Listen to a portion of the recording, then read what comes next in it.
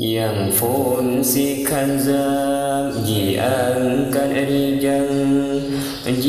jabatan sembahyang hamba jitiba Bandung urang sembahyang inangan agam Tuhan muda bahati rawil macam dalam sembahyang hati meraba bana mulai takbir sembahyang sinan pun rakan gata jidaya wadah kebi sang mekri-mekrihan meulang-ulang Allahu Akbar sang goh mekri hati goh jazam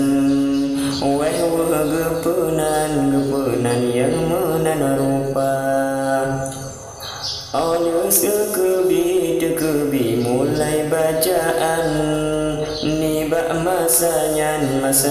jika radaya ingat keado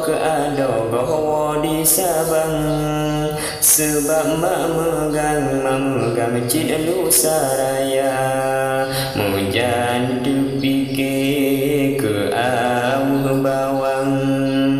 dalam sembahyang ingat ke Honda mujan dipikir pada dalam lang hansib ke hutang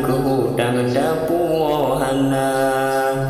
menjana terserih kepala tuan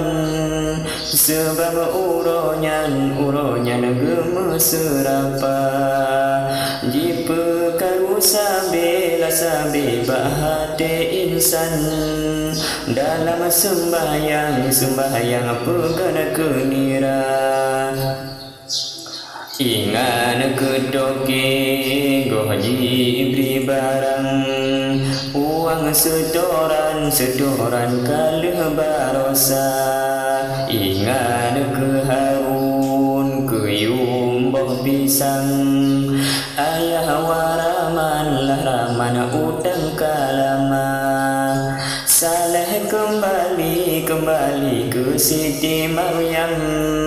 tak mengulang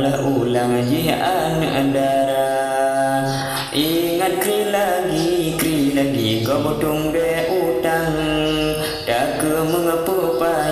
pupanyang karuta muda je kepake hana ale rembang mehana baklawang baku pegala ingat ke Husin handim mebisan meulang-ulang selangkih Tuhan menan jidaya buta pikiran akan bacaan tak ingat hana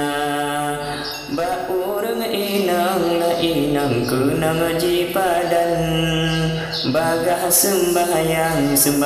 redok tadaraya padelam uro sama tengah belang ungkod bak panggang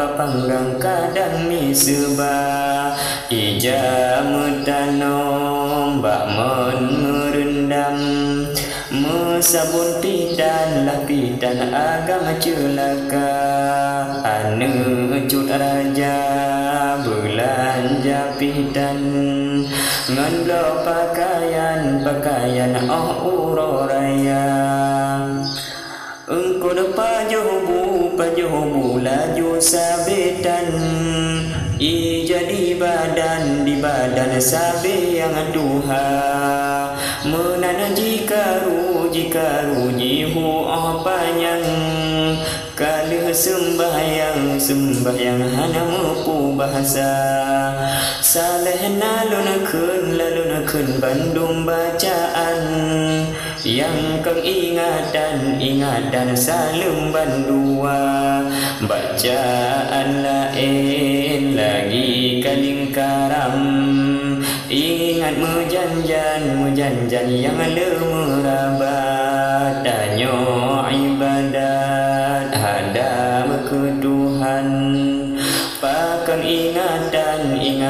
bangsa bodohnya, menanji karuji